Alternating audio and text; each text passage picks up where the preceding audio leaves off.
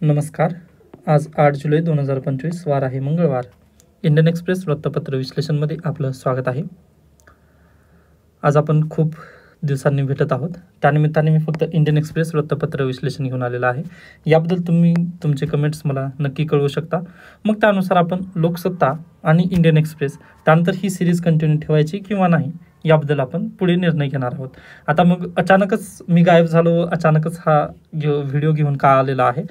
थेसिसमधून मला थोडासा टाईम मिळाला व अगदीच पहा, राज्यसेवा पूर्व परीक्षेची तयारी तुम्ही आता नवीन पॅटर्ननुसार करत आहात. त्यानिमित्ताने मला वाटलं की अगदीच तुमचा रिस्पॉन्स जर तशा पद्धतीने असेल तर आपण ही सिरीज नक्कीच कंटिन्यू करू शकतो. ओके, मग अगदीच तुमच्या प्रतिक्रिया मला नक्की कळवू शकता. त्यानंतर आजच्या वृत्तपत्र विश्लेषणाला आपण सुरुवात करूयात. तर पहा, पहिलीच बातमी आहे ब्रिक्स परिषदेबद्दलची. Okay, prime minister Narendra Modi यांनी ब्रिक्स परिषद कुठं भरली होती 2025ची? तर रिओ डी जेनेरिओ. ओके, तर हे प्लीज स्थळ लक्षात ठेवा, परीक्षेला डायरेक्टली विचारलं जाऊ शकेल. त्याच्यानंतर ब्रिक्स 2026 कुठं भरणार आहे? तर एक अगदीच इंडिया आहे. ओके, हे नाव लक्षात ठेवा. भारतामध्ये आपली पुढल्या वर्षाची ब्रिक्स परिषद आहे. ओके, त्याच्यानंतर ब्रिक्स परिषदेवर डोनाल्ड ट्रम्प का रागावून आहेत याचं जे विश्लेषण आहे ना, डिटेल आपण नेक्स्ट पानामध्ये करणारच आहोत, जे की एडिटोरियल पेजवरती ते आलेलं आहे. ओके, तर प्लीज व्हिडिओ शेवटपर्यंत पाहण्याचा तुम्ही प्रयत्न करू शकता. त्याच्यानंतर पुढची बातमी आहे Supreme Court to hear petitions against Bihar electoral roll revision on जुलै 10. पहा, 10 जुलै रोजी सुप्रीम कोर्ट इलेक्शन पिटिशन्स त्याची सुनावणी करणार आहे. आता हे इलेक्शन पिटिशन्स कशाबद्दलचे आहेत तर हे जाणून घेण्यासाठी आपल्याला काय पूर्वीचे लेक्चर्स थोडेसे पाहावे लागतील. सॉरी, पूर्वी लेक्चर्स तर घेतलेले नाहीत मी, पण पूर्वीचं जो वृत्तपत्र आहे ते आपण नक्की पाहू शकतो. हे संडेचं वृत्तपत्र आहे पहा, 6 जुलै 2025. यामध्ये ही बातमी अगदी चांगल्या पद्धतीने कव्हर करण्यात आली होती. Lax due process will disfranchise lakhs plea against Bihar role revision. तर ही बातमी नेमकी कशा संदर्भात आहे तर 24 जून 2025 रोजी इलेक्शन कमिशन ऑफ इंडिया यांनी काय म्हटले की स्पेशल इंटेन्सिव्ह रिव्हिजन, आपल्याला काय करायचं आहे, स्पेशल इंटेन्सिव्ह रिव्हिजन. आता हे स्पेशल इंटेन्सिव्ह रिव्हिजन म्हणजेच काय, SIR, हे अशा पद्धतीने त्यांनी एक नोटिफिकेशन काढली. कधी? 24 जून रोजीची आहे. बरं, ही नोटिफिकेशन तुम्ही लक्षात घ्या, 24 जून. व 3 महिन्यामध्ये आता काय पहा, इलेक्शन आहेत कुठे, बिहारमध्ये. 3 महिन्यावर इलेक्शन असताना व लास्ट इयरलाच ऑलरेडी इलेक्शन झालेले आहेत आपल्याकडे. 2024मध्ये लोकसभेचे इलेक्शन झालेले आहेत व त्यावेळी आपण जे इलेक्टोरल रोल आहे त्याला आपण व्हेरीफाय करून परत एकदा आपण त्याचं अपडेटेड व्हर्जन रिलीज केलेलं होतं. स्पेशल इंटेन्सिव्ह रिव्हिजन आपल्याला करायचं आहे बिहारमधील मतदारांचं. ओके, यामुळे परिणाम काय होणार आहे तर ते पहा.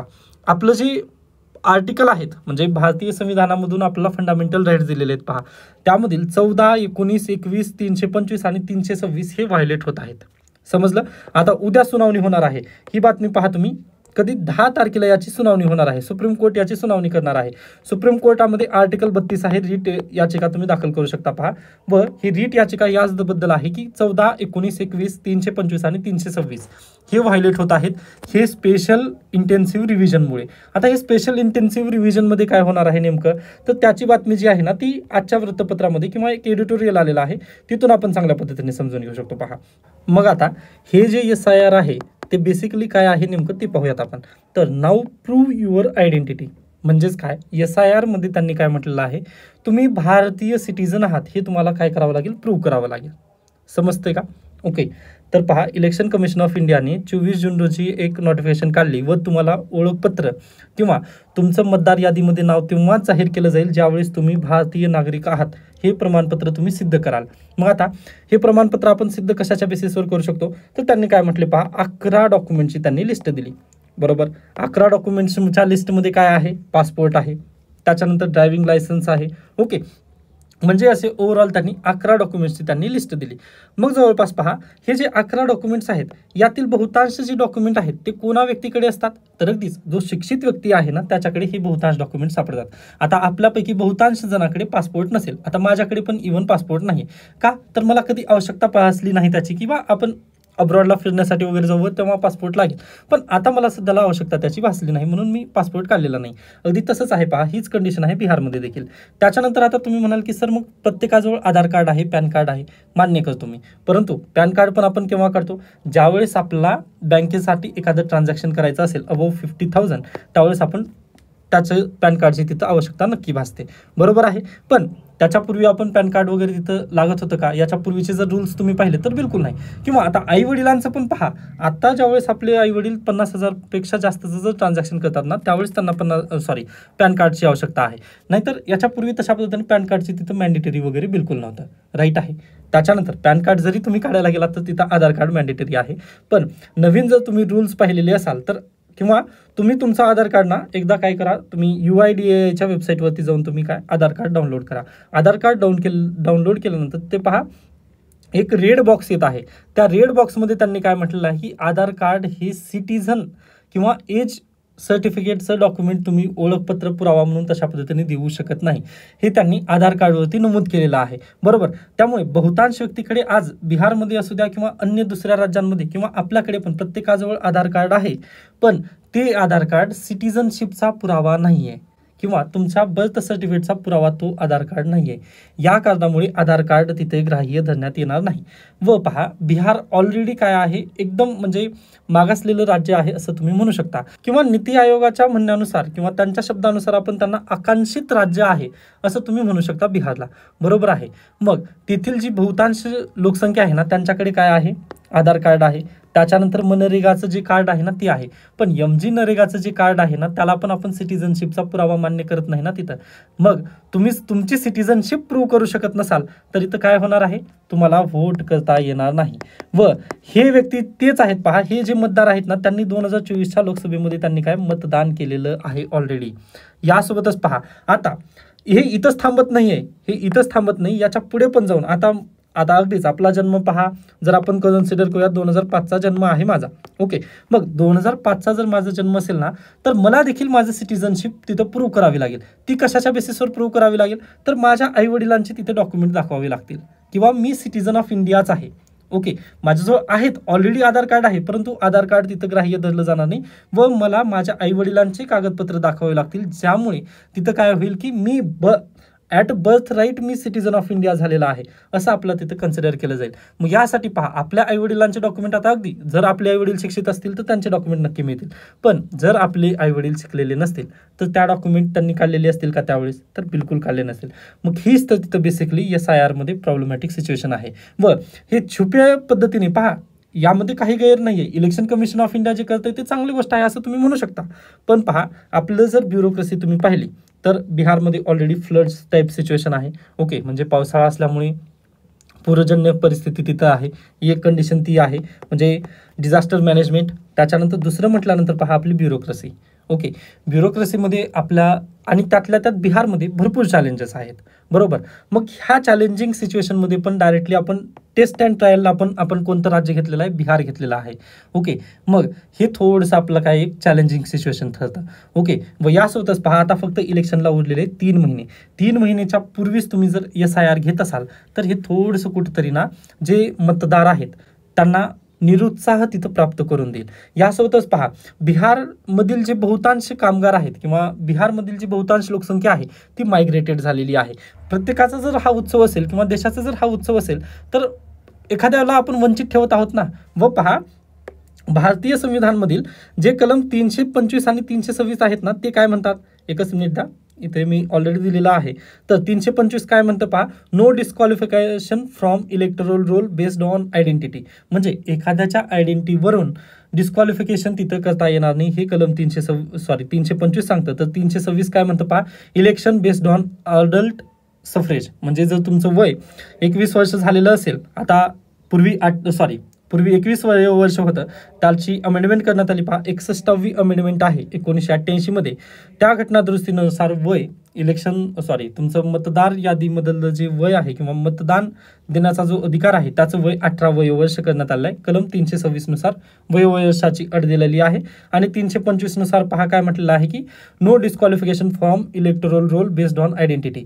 म्हणजे एखाद्याच्या आयडेंटिटीवरून आपण त्याचा मतदानाचा जो हक्क आहे तो हिरावून घेऊ शकत नाही. असे 325 आणि 326 हे 2 कलम तिथं देण्यात आलेले आहेत. मग असं असताना देखील आपण काय करत आहोत, फक्त तुझ्याकडे हे 2 डॉक्युमेंट नाहीत, या कारणावरून आपण काय त्यांचा मतदानाचा अधिकार तिथं आपण हिरावून घेत आहोत. मग या संदर्भातच पहा, प्रशांत भूषण आणि ADR म्हणजे हे एक NGO आहे.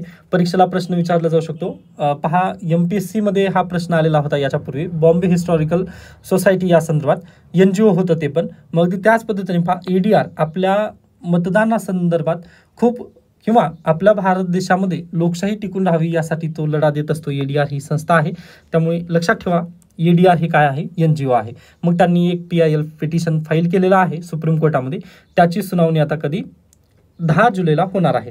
आय होप ही बातमी तुम्हाला योग्य पद्धतीने समजलेली असेल. व कलम तुमचे व्हायलेट इथं कोणते कोणते होतात तर 14, 19, 21, 325 आणि 326.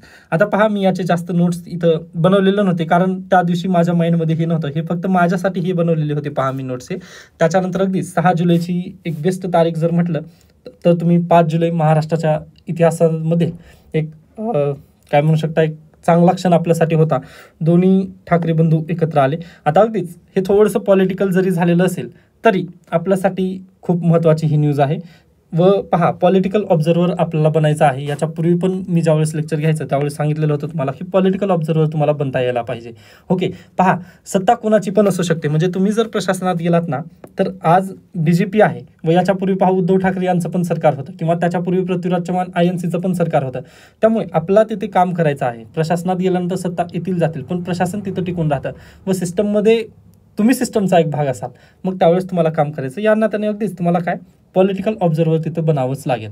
ओके, व तुम्हाला जर वाटत असेल ना की पॉलिटिकल न्यूज आपल्यासाठी गरजेच्या नसतात किंवा पॉलिटिकल ऑब्झर्वर बनण्याची आवश्यकता नाही तर कदाचित पहा तुमच्यासाठी ही एक्झाम कदाचित नसू शकेल किंवा तुम्ही प्रशासनात गेल्यानंतर देखील पहा थोडंसं निरुत्साह तिथं असाल कारण तुमच्या मनासारखं तिथं काम कदाचित करता येणार नाही. मग ओके, थोडंसं हे चॅलेंजेस आहेत जे की इथिक्स पेपरमध्ये तुम्ही चांगल्या पद्धतीने नक्की शिकू शकाल. ओके, तर ही एक बातमी चांगली होती. याच सोबत पहा, हे जे SIR करण्यात येत आहे हे SIRला तुम्ही छुपी NRC पण म्हणू शकता. आता छुपी NRC म्हणजेच काय तर नॅशनल रजिस्टर ऑफ सिटिझन्स, जे 2019ला त्यांनी काय म्हटलं होतं की आम्ही NRC पूर्ण देशभरामध्ये लागू करणार आहोत. व याच्यापूर्वी फक्त ते कोणासाठी होतं? आसामसाठी होतं किंवा नॉर्थ ईस्ट राज्यांसाठी ते होतं. बरोबर. मग आता त्यांनी काय म्हटलं 2019मध्ये की आता आम्ही हे संपूर्ण देशभरासाठी लागू करणार आहोत. मग जे तुम्ही SIR पाहता ना ते SIR काय आहे तर अगदीच छुपी NRC आहे. व सुप्रीम कोर्टाचे याच्या पूर्वीचे जर तुम्ही 1955चा जर आदेश पाहिलात तर सुप्रीम कोर्टाने याच्या पूर्वी पण म्हटलं आहे की इलेक्शन कमिशन ऑफ इंडिया आहे ना त्याला सिटिझनशिप चेक करण्याचा अधिकार बिलकुल नाही आहे. ओके, व आता अगदीच पहा, माझ्या आईवडिलांनी अगदी 2024 पर्यंत मतदान केलेले आहेत. ओके, म्हणजे 2024ची विधानसभेचं पण मतदान त्यांनी केलं आहे. पण उद्या चालून त्यांच्याकडे जर डॉक्युमेंट नसतील तर त्यांना असं तुम्ही विचारू शकता का की बा तुझं भारतीयाचं प्रमाणपत्र कुठं आहे किंवा सिटिझनशिपचं डॉक्युमेंट तू दाखव असं जर म्हटलं तर ते पहा त्यानुसार तर अगदी माझ्याकडे पण तशा पद्धतीने डॉक्युमेंट तिथं मी प्रूव्ह करू शकत नाही. पहा ओके, कारण माझे जे आजोबा असतील त्यांच्याकडे तशा पद्धतीने डॉक्युमेंट नसतील व माझे आई वडील शिकलेले नाहीत त्यामुळे त्यांच्याकडे पण सिटिझनशिपचे पुरावे नाहीत. व आता मी शिकलेला आहे परंतु माझ्या आई वडिलांकडे सिटिझनशिपचे डॉक्युमेंट नाही आहेत. या कारणाने माझी सिटिझनशिप तिथं रद्द केली जाऊ शकते. म्हणजे पहा याचा इम्पॅक्ट खूप मोठा आहे. NRC मध्ये हेच होणार होतं, त्यासाठीच 2019 साली प्रोटेस्ट होत होते. आता काही विद्यार्थी म्हणतील की सर तुम्ही हे खूप बोलत आहात किंवा म्हणजे हे म्हणजे पहा बिरबल की खिचडी या पद्धतीने हे थोडंसं काही चालू आहे का असं तुम्ही म्हणत असाल. पण याचे इम्पॅक्ट अगदी जास्त असू शकतात व ही फक्त कहाणीची सुरुवात आहे. ओके, अद्याप हा टॉपिक बिल्डअप झालेला नाही आहे. व पहा हे मी स्वतःची पॉईंट तुम्हाला देत नाही तर प्रताप भानू मेहता अगदीच तुम्ही इंडियन एक्सप्रेसमध्ये एक चांगल्या पद्धतीने वेल रायटर आहेत, त्यांनी हा आर्टिकल लिहिलेला आहे त्यामुळेच मी कदाचित हा घेत आहे. ओके, व पहा प्रताप भानू मेहता यांचं तेच म्हणणं आहे की हे छुपी NRC आहे व आत्ता हा टॉपिक कुठेतरी SIRच्या नावाखाली बिल्डअप होत आहे व उद्या चालून UPSC पण याबद्दल प्रश्न बिलकुल विचारले जाऊ शकते. व पहा आय थिंक 2022चा UPSCचा प्रश्न होता इलेक्शन कमिशन ऑफ इंडियाबद्दल. व सध्याला जर तुम्ही पाहिलात ना तर इलेक्शन कमिशन ऑफ इंडियाची विश्वासार्हता दिवसेंदिवस खालावत चाललेली आहे. जसं मागच्या महिन्यामध्ये राहुल गांधी यांनी एक आर्टिकल लिहिलेला होता, त्यामध्ये त्यांनी आकडेवारी वगैरे दिली. आता कदाचित ती आकडेवारी फेक आहे किंवा त्यांनी प्रूव्ह केली नाही याबद्दल आपल्याला त्या डिबेटमध्ये जायचं नाही आहे. परंतु काय केलं पहा, त्यांनी एक आकडेवारी पुढे ठेवलेली आहे. मग ती आकडेवारी पुढे ठेवल्यानंतर इलेक्शन कमिशन ऑफ इंडियाचं काम आहे की त्यांना बोलावून बाबा तू असं का करत आहेस किंवा तुम्ही असं का करत आहात तर तुम्हाला ही घ्या आकडेवारी, आम्ही तुम्हाला ही प्रूव्ह करून दाखवत आहोत की रात्रीचे सायंकाळचे 6 वाजल्यानंतरच आमच्याकडे जास्त तिथं व्होटर वगैरे वाढलेले आहेत असं त्यांनी तिथं सांगू शकले असते. किंवा प्रकाश आंबेडकर यांचं PIL पहा, त्यांनी पण तेच केस केलेली होती. ओके, मग यामुळे काय होत आहे पहा, इलेक्शन कमिशन ऑफ इंडिया यांची विश्वासार्हता तिथं कमी होत आहे. मग as a election commission of India, okay, म्हणजे उद्या तुम्ही चीफ सेक्रेटरी या पदावर गेलात किंवा इलेक्शन कमिशन ऑफ इंडिया जर तुम्ही झालेला असाल तर त्यावेळेस तुम्ही काय करणार आहात, तर याच्या पूर्वीचे पण तुम्ही लेक्चर आठवू शकता. मी काय म्हटलं होतं की EVM हॅक होत नाही हे तुमचं म्हणणं असेल ना, तर तुम्ही डायरेक्टली कॉलेजेसमध्ये वगैरे जायचं व तिथं डायरेक्टली EVM हॅकॉथॉन वगैरे तिथं राबवू शकता. म्हणजे ज्या व्यक्तीने EVM हॅक करून दाखवलं त्याला आम्ही मोठं प्राईज तिथं नक्कीच बक्षीस देऊ. व जर EVM हॅक होत असतील तर आम्ही त्याचा पर्यायी नक्कीच तिथं शोध वगैरे घेतलं जाऊ शकतं. असं आपण तिथं काय करू शकतो पहा, देशभरामध्ये इलेक्शन कमिशनर ऑफ इंडिया यांची विश्वासार्हता टिकून ठेवण्यासाठी आपण तिथं प्रकल्प योजना तिथं राबवली जाऊ शकतात. पण सध्याला ती काम होत नाहीये किंवा अगदी ते गुलदस्त्यात होत आहे. यासाठी थोडंसं इथं शंका उपस्थित केली जात आहे. व जे SIR बिहारमध्ये सध्याला होत आहे हे छुपी NRC आहे की काय असा तिथं किंवा असं प्रश्नचिन्ह तिथं उपस्थित केले जात आहेत. आता पहा, सध्याला थोडंसं बोलताना मला अडथळा येत आहे कारण खूप दिवसानंतर मी अशा पद्धतीने टीचिंग करत आहे. ओके, त्याबद्दल खरं क्षमस्व. ज्यावेळेस म्हणजे तुम्हाला जर हे सर्व टॉपिक्स वगैरे जर समजत असतील व आपली जी सिरीज आहे याच्यापूर्वी आपण कंटिन्यू केलेले होते, अगदी तशाच पद्धतीने तुम्हाला जर वाटलं ना की हे कंटिन्यू ठेवायला हवं तर प्लीज तुम्ही मला कमेंट सेक्शनमध्ये रिप्लाय तशा पद्धतीने देऊ शकता. व तुमचा जर रिस्पॉन्स हा चांगल्या पद्धतीने असेल तर मी नक्कीच ही सिरीज परत एकदा चालू ठेवणार आहे. ओके, म्हणजे माझं जवळपास थेसिसचं काम वगैरे पूर्ण झालेलं आहे असं म्हणू शकता किंवा मला थोडासा ब्रेक मिळालेला आहे, त्यानिमित्ताने मी हे करू इच्छितो. तर अगदी हे सर्वस्वी आता तुमच्यावरती अवलंबून आहे. त्याच्यानंतर पहा, ही जी ब्ल्यू रंगामध्ये मी पॉईंट हायलाईट केलेले आहेत पहा, तर हे तुम्हाला ना सोल्युशन किंवा कन्क्लुजनसाठीचे हे पॉईंट्स आहेत. ओके, कन्क्लुजनमध्ये हे पॉईंट जर तुम्ही लिहिलात तर हे 4 चांद लागतील तुमच्या आन्सरसाठी. तर हे थोडंसं तुम्ही नक्की लक्षात ठेवू शकता. डन. त्याच्यानंतर परत एकदा आपण फ्रंट पेजवरती येऊयात. ही बातमी आपण पाहिली आहे. त्याच्यानंतर आपण डायरेक्टली जाऊयात आता ब्रिक्स परिषदेवरती. मग मी आत्ताच बोलत असताना तुम्हाला म्हटलं होतं, म्हणजे पहिल्यांदा आपण ज्यावेळेस स्टार्टिंग झाली लेक्चरला त्यावेळेस तुम्हाला मी म्हटलेलंच होतं की ट्रम्प याबद्दल नाराज आहेत. व अगदीच पहा, त्यानुसारच ट्रम्प यांनी एक मर्यादा दिली होती की 90 दिवसानंतर आम्ही काय करणार आहोत, परत एकदा टॅरिफ वॉर आम्ही चालू करू असं त्यांनी म्हटलं होतं. व त्यानुसार पहा, त्यांनी परत एकदा साऊथ कोरिया त्यानंतर जपान यांच्यावरती 25% त्यांनी टॅक्स तिथं लावलेला आहे.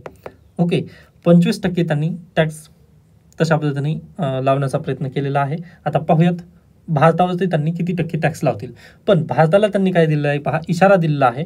फक्त भारतालाच नाही तर ब्रिक्स यामधील संपूर्ण राष्ट्रांना त्यांनी इशारा दिलेला आहे. तो इशारा काय आहे किंवा त्याचे इम्प्लिकेशन्स काय होतील हे सर्व आपण पाहणार आहोत. तर आता डायरेक्टली जाऊयात पहा परत एकदा आपण एडिटोरियल पेजवरती. कुठे आहे एडिटोरियल? तर पहा, व्हाय ब्रिक्स. ओके, आता ही ब्रिक्स परिषद म्हणजे काय नेमकं, तर पहा, BRICS stand for Brazil, Russia, India, China and South Africa. A group originally foster cooperation among major emerging economics. म्हणजे जे विकसनशील राष्ट्र आहेत त्यांच्या संदर्भात हे किंवा त्यांचे ग्रुपिंग तयार झालं होतं.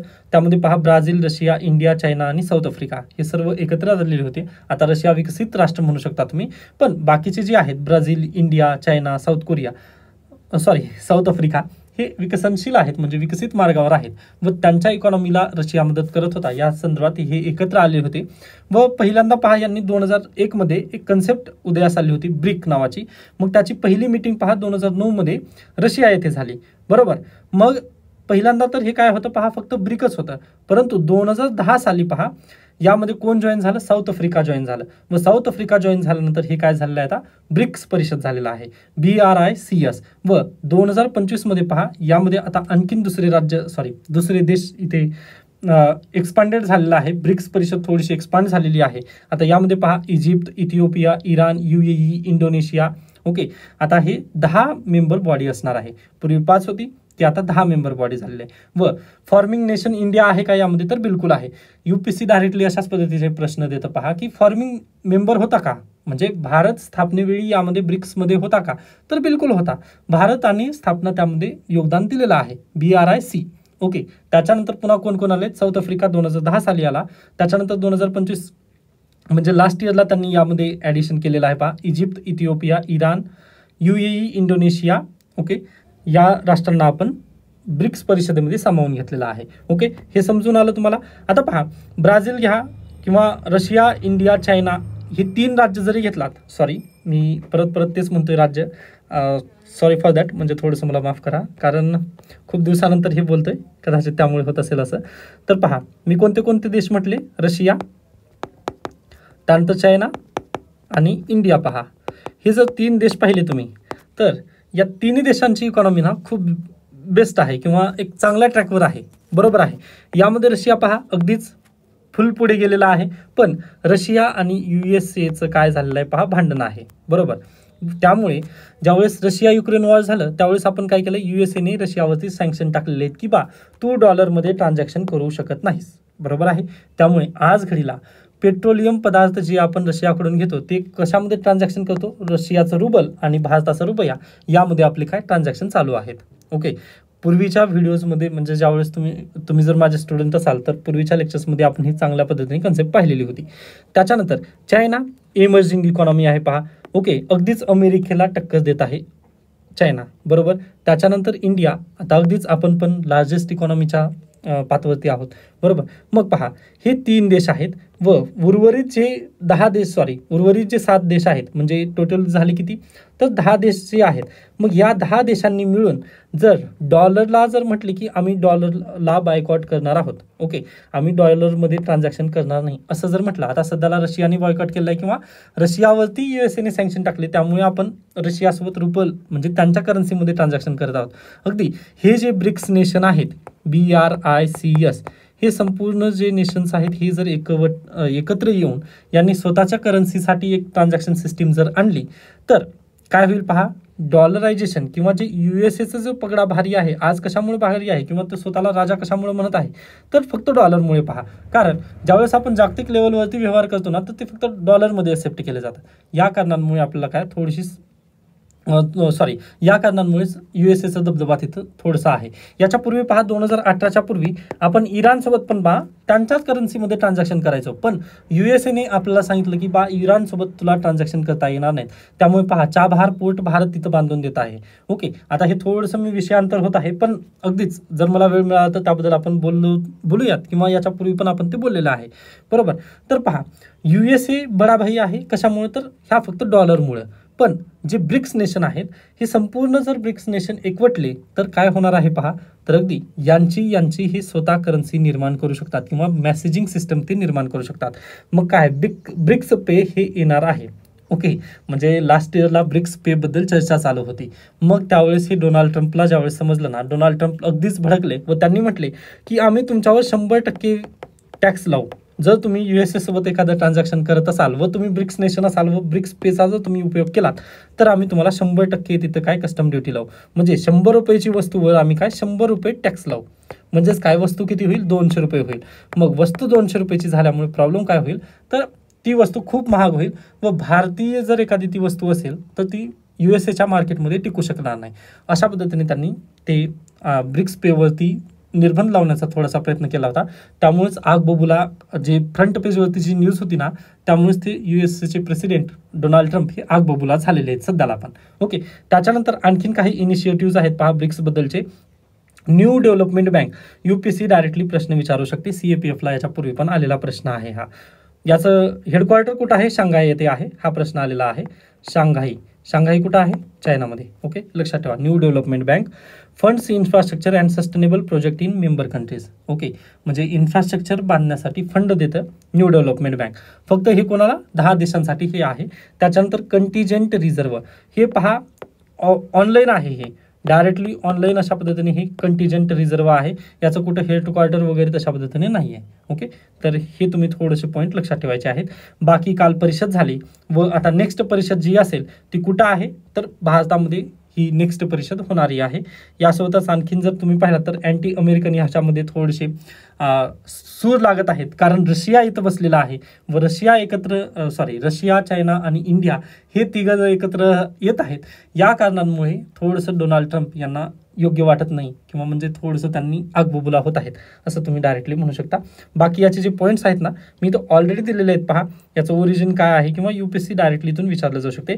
India to chair BRICS next year focusing on building resilience innovation for cooperation and sustainability आपलं ध्येय असणार आहे. त्यासोबतच पहा AI गव्हर्नन्सबद्दल पण आपण नेक्स्ट इयरला जी परिषद होईल त्यामध्ये काम करणार आहोत. याच्या पूर्वी पहा आय थिंक लास्ट इयरचाच क्वेश्चन होता UPSCचा पण G20 परिषदेबद्दल. G20 परिषदेमध्ये पण भारताने काय केलं होतं पहा, आर्टिफिशियल इंटेलिजन्सला थोडंसं पुढाकार दिलेला होता.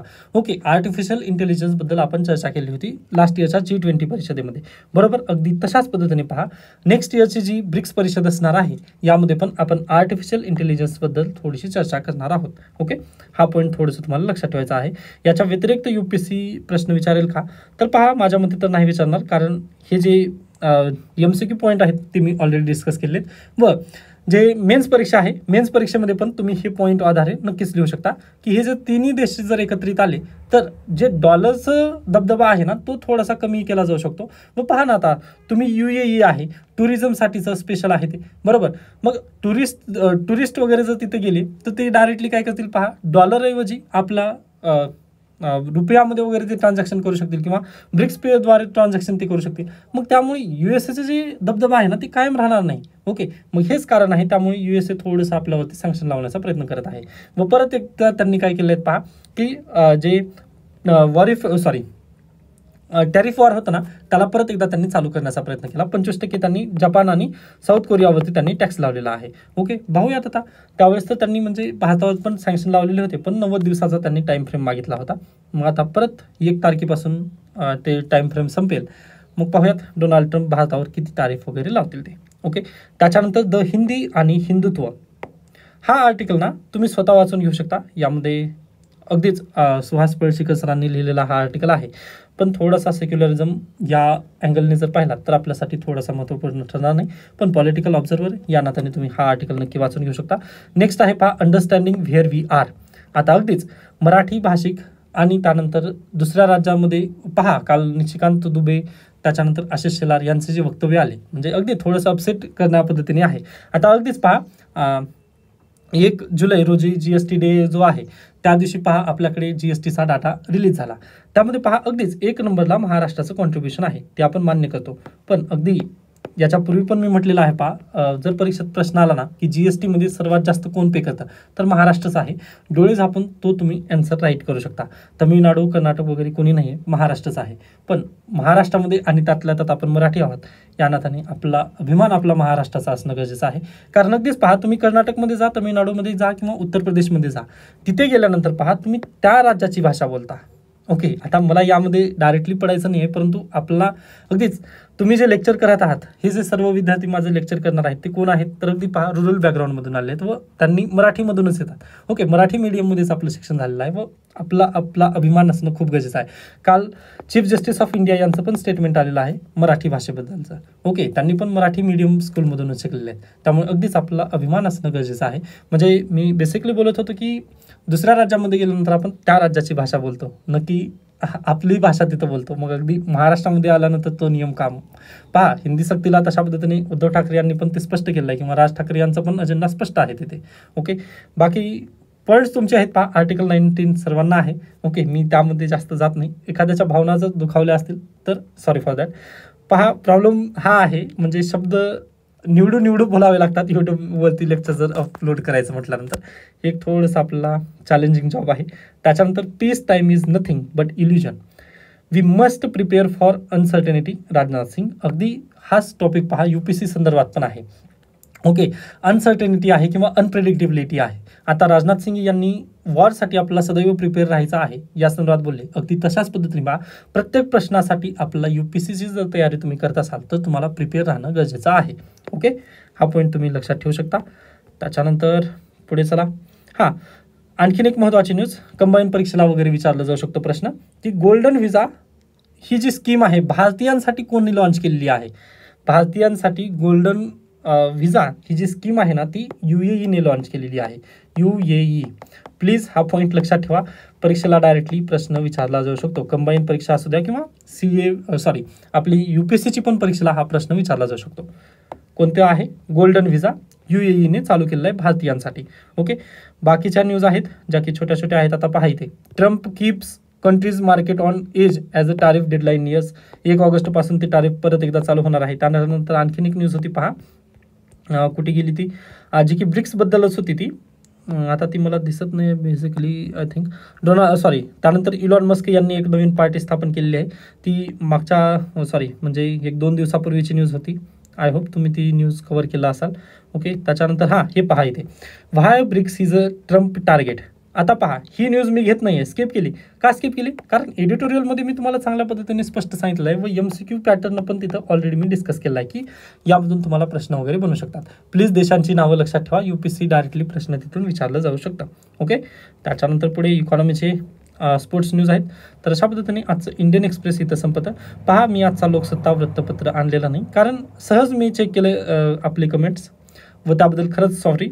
म्हणजे मी अगदी 6 महिन्यानंतर ते कमेंट पाहिलेले आहेत, त्यामुळे अगदीच वेळ मला तर वाटलं की आपण कंटिन्यू करू शकतो. आता याबद्दल तुम्ही तुमचं मत नक्की नोंदवू शकता की आपल्याला हे लेक्चर कंटिन्यू ठेवायचे आहेत. तर अगदीच कमेंट सेक्शनमध्ये मला तशा पद्धतीने तुम्ही प्रतिक्रिया नक्की देऊ शकता. व हे स्कीम कशा पद्धतीने आहे, म्हणजे हे जे आपण आजचं लेक्चर घेतलं पूर्वीपेक्षा थोडंसं वेगळं आहे. पूर्वी लोकसत्ता मी लॅपटॉपवरती घ्यायचं, तर ते पण तुम्ही मला नक्की सांगू शकता की ते बेटर आहे की हे अशा पद्धतीने डायरेक्टली इथं पण पहा. आता हे मी माझ्यासाठी नोट्स काढले होते. पहा कुठे गेलं हे, सुप्रीम कोर्टाचं वगैरे हे माझ्यासाठी मी 6 तारखेला ज्यावेळेस न्यूजपेपर वाचलं होतं ना, त्यावेळेस मी हे नोट्स काढले होते. तर अगदी हे तुम्हाला पण बेटर आहेत का हे तुम्ही नक्की सांगू शकता. मग त्यानुसार आपण पण पुढे जाण्याचा नक्की प्रयत्न करूयात. ओके, प्लीज कमेंट सेक्शनमध्ये याबद्दलची प्रतिक्रिया नक्की कळवा. ओके, धन्यवाद.